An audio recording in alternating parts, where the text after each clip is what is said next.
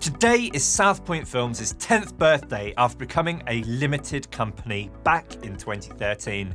It's been such a long time, and I'm so grateful and privileged to have been... Hello? Hi, future me. I'm here at Southpoint Films' 5th birthday, and I'm just wondering what it's like at the 10th. I wonder if you could answer a few questions for me. Okay, this is a bit weird, but sure. Cool, thanks for playing along. Well, in the video I made today, I was predicting a few things about the future, so I just want to ask you a few things about that. I'm not sure anyone remembers your video from 5 years ago, but okay, go for it. Now, before we get started, I see you kept the beard. That was my choice this year. Yeah? Let's move on. So first of all, I was speaking about drones. Are you still using them? Yes, we are. And what are the regulations like? I predicted that they'd get worse and that you'd have to do, there'd be more hoops to jump through and so on. What's the deal? Back in 2018, if you wanted to fly a drone for commercial reasons, like us as a video production company, you had to go through a training course and produce an operations manual. And that operations manual, certainly ours, was around 50 pages. It had to be updated every year, sent off to the Civil Aviation Authority, given a stamp of approval, and we had to pay a fee each time to do that.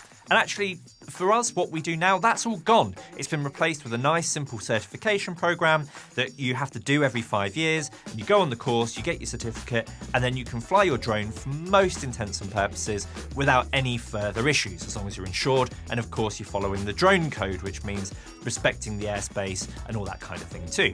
The other aspect of drones is that they've gotten much smaller and much higher quality. So you can now get drones that weigh under 250 grams, which puts them in a much more lenient classification for aircraft. It now comes down to, are you near an airport and have you got permission to take off and land from the place that you're flying from? Flying a drone has become much easier, but you still need a professional to do it for you if you're looking to have a commercial drone shoot done, just because you don't want to fall foul of any of the drone code issues or the trespass issues or dealing with airports and all that kind of stuff. Like, it still makes sense to come to a professional, but for professionals like us, it's actually much easier than it used to be. So that's great. Oh, that's great to hear. And what about AI? I think a lot of people at the moment are quite worried that it's going to rise up and terminate us all. What happened? Well, I think people still are sort of worried about that, but it hasn't happened, and thankfully, you know, we're all okay. But what has happened is I think people are now actually seeing real applications of AI and starting to wonder how it's going to impact them and their jobs and sort of the world at large. So for context, something that was a big change in the past year is the introduction of generative AI technology. This started with ChatGPT about a year ago, which basically lets you create text about anything within just a simple prompt. This is really interesting technology, but obviously it raises questions about how's this actually going to be used? How's it going to affect people who do writing for a living or all that kind of thing? And then recently as well, companies like Adobe have integrated AI into tools like Photoshop.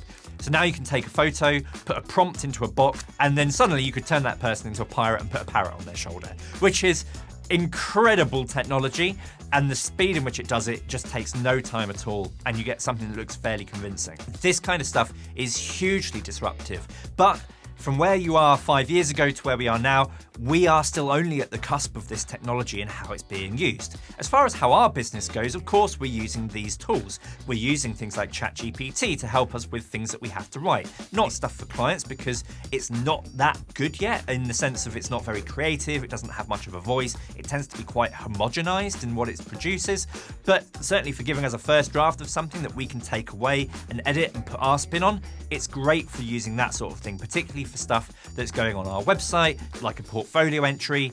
We're finding it really useful. Things like the Photoshop generative AI tools for making images, that's also useful as well for creating virtual backgrounds for the green screen and all that kind of thing. So there are some really useful practical applications for these tools already, but from a video production perspective, they're not really that useful to us just yet. What we're still using, as we were sort of 5 years ago, are tools that help us with removing background noise from audio, and also using tools that can help us with turning audio into text for creating subtitles. This stuff all existed 5 years ago. What I would say is that it's become much more easy to use, much more available, and also become cheaper. What I'm excited about, though, is where we'll be in 5 years from now to see what is actually impacting our business and affecting the way that we produce videos for clients. But watch this space. Well, I never saw that coming. Okay, what about virtual reality? Oh, VR.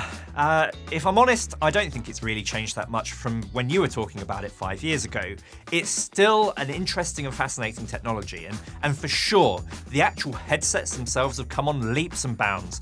Back when you were talking about VR, back in 2018, I think the best headsets on the market still had to have little beacons put up around the rooms. You had to plug them into a computer because the headsets themselves didn't have anywhere near enough power to run the software on them. So from that perspective, it's much better. You can buy dedicated self-contained VR headsets that you can wear. They've got all the software and the technology in them, so you're untethered. You can walk around with your headset on and not get tangled up in cables. And also they're doing pretty cool things with things like hand tracking, so that you don't even need to carry little controllers. You can just put the headset on and off you go, and you're in a VR experience.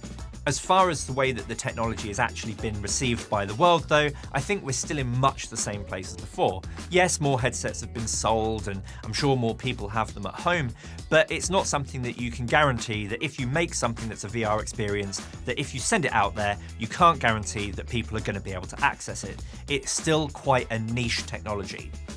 In my experience, the VR content that we're producing is still being used for things like exhibitions and controlled experiences. So creating a piece of VR content that will be played on a specific headset or groups of headsets that will go on tour to different trade shows and that kind of thing. So that hasn't changed at all in the past 5 years. It's just that the way of, the technology behind it, the headsets are much better. So for the people actually on the ground running VR experiences, it's just much easier for them to do it. But the actual content and all that kind of thing, the way it's being used, I feel like is still much the same. Will that change? We'll see. And is that even a problem? I don't think so. I think that it's found maybe its place, but it's a good place. And all I'm hoping is that it will just see a continuous, steady adoption, and we'll just keep finding new ways to use this technology. What about 5G or 6G or 7G, 8G, 9G, whatever you're on at the moment? What happened with bandwidth?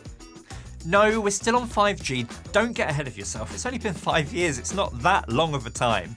But yes, to answer your question, bandwidth has improved. I don't know if that's directly because of 5G, but just across the board, being able to do stuff online has gotten much better, from video streaming through video on demand networks to also just the popularity of video calling, where it is generally expected that anywhere you go, you should be able to have a video call with someone else on Zoom or Microsoft Teams.